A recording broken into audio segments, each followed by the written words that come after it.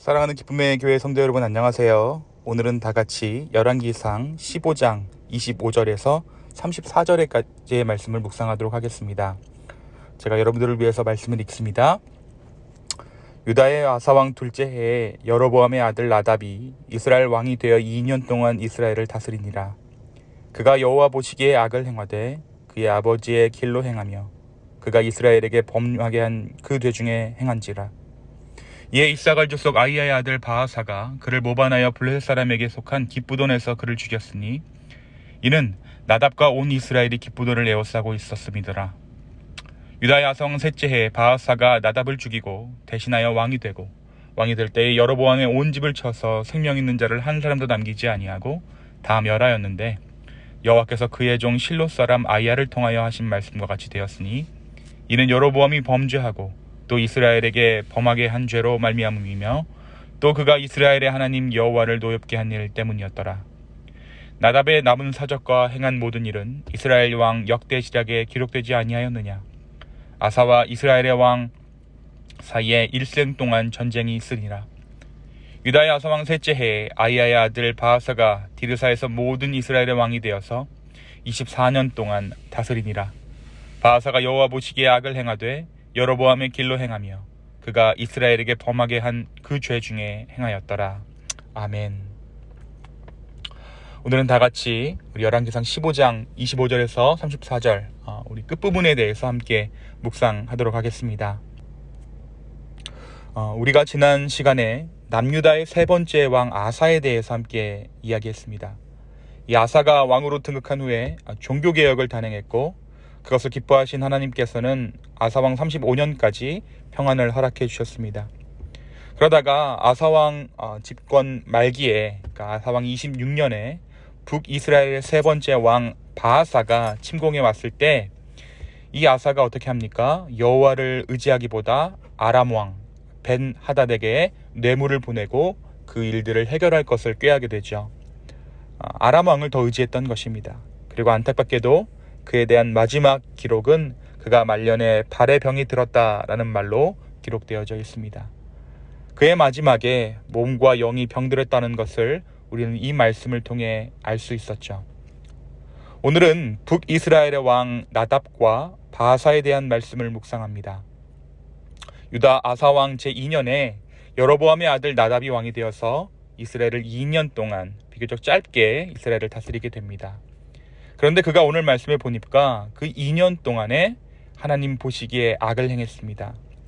이 바하사가 행한 악이란 다윗의 길로 행하지 아니하고 그 아비 여로보암의 길로 행한 것입니다. 그렇다면 이 여로보암이 지은 죄가 어떤 죄였습니까? 여로보암은 백성들이 예루살렘에 제사하러 갔다가 자신을 배반하고 다윗의 집에 갈 것을 염려해서 베델과 단의 산당을 짓고 금송아지 우상을 만들어서 이것이 너희를 애굽에서 인도해낸 너희 하나님 여호와라고 섬기게 하였습니다. 마치 아론이 죄를 지었던 그 죄처럼 여로보암이 그러한 우상 숭배로 이들을 이끌었던 것이죠. 절기도 남유다와 비슷하게 만들었습니다. 레위인 제사장도 폐하고 일반 사람들로 하여금 제사장을 삼았습니다. 여로보암은 이처럼 자기 백성들이 남유다의 예루살렘 성전으로 제사하러 가지 못하도록 유사 종교를 만든 것입니다. 그래서 백성들로 하여금 하나님을 섬기지 못하게 하고 우상 숭배에 빠지게 하였죠. 그런데 이러한 죄를 나답도 그대로 따라서 한 것입니다. 결국 이 나답은 왕에 오른 지 얼마 되지 않아서 블레셋을 공격하게 되는데 이 블레셋 공격에서 나답이 죽고 맙니다. 그런데 이 나답이 블레셋 손에 죽은 것이 아니라 바하사라는 신하에게 죽습니다. 자신의 신하가 반역을 한 것이죠. 여로보암도 르호보암을 반역해서 이스라엘을 차지했듯이 이 여로보암의 아들 나답 역시 바하사라는 신하에게 반역을 당해 죽고 맙니다. 반역과 반역이 계속해서 반복되어지는 것이에요. 바하사가 왕이 된 후에 행한 일은 여로보암의 모든 사람을 한 사람도 남기지 않고 다 죽이는 일이었습니다. 피해 역사를 쓰는 것이 그가 첫 번째 한 일이었죠. 자, 그런데 이 바하사가 행한 일이 누구의 예언을 성취한 것이라고 기록하고 있습니까? 바로 선지자 아이야의 예언을 성취한 일이라고 말씀은 기록하고 있습니다. 이 아이야가 누구입니까?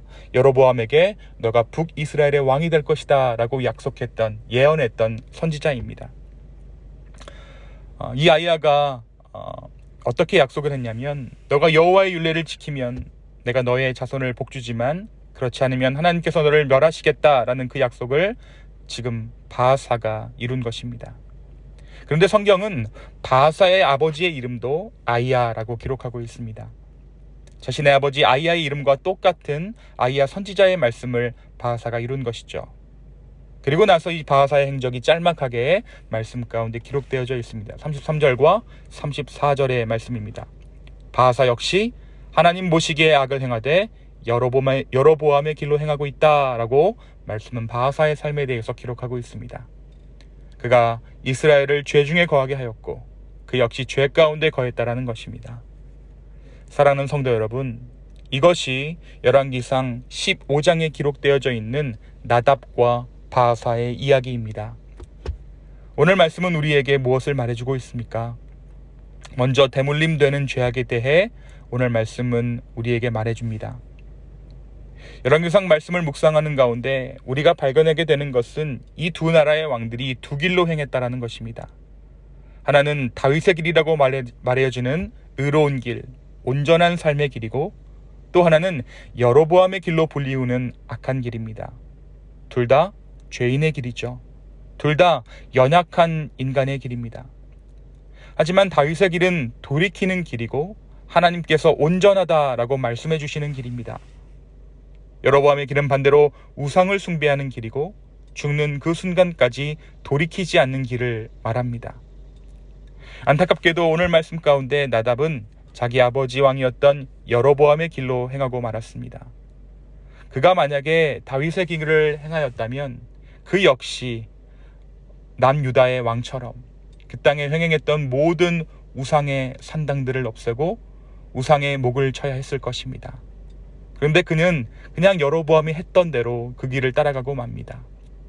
여로보암이 했던 대로 단지 전략적 요충지였던 그 땅을 전쟁하기 위해서 온 이스라엘 민족을 동원해서 전쟁에 동원시킵니다. 자신도 모르는 채, 그가 어떤 길을 행하는지도 못한 채 아버지가 해왔던 대로 그는 그렇게 여로보암의 길로 행합니다.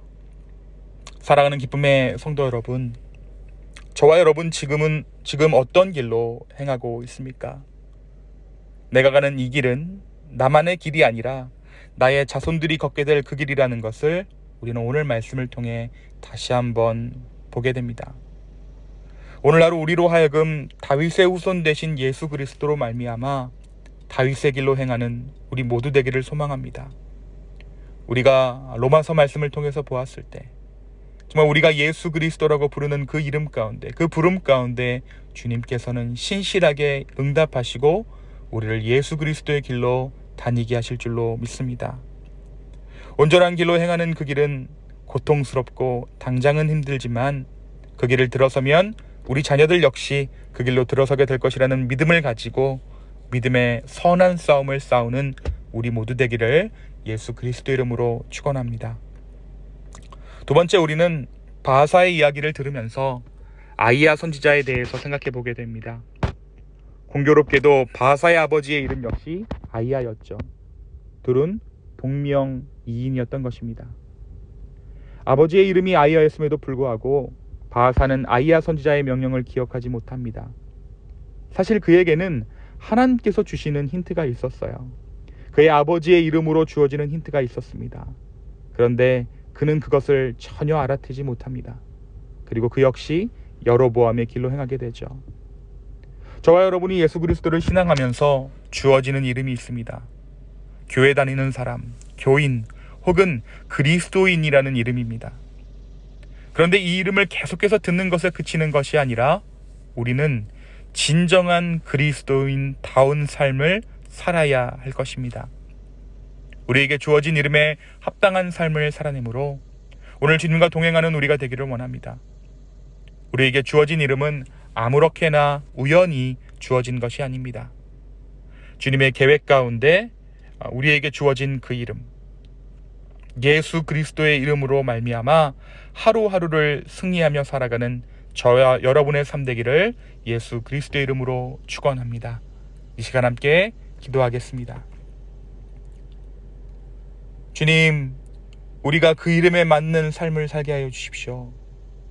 예수 그리스도의 이름에 맞는 삶을 살게 하여 주시옵소서.